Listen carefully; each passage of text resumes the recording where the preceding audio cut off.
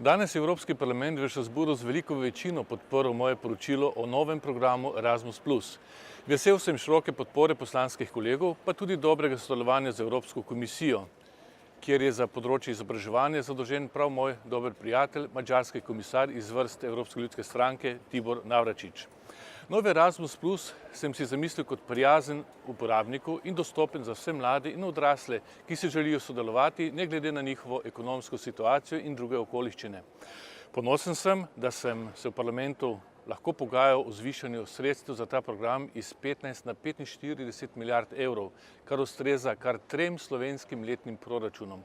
Slovenija lahko računa na okoli 300 milijonov evrov iz tega naslova. Erasmus+ omogoča veliko več kot mednarodne izmenjave za študente in projekte za mlade, za šolarje, učitelje, športnike, vajence in odrasle.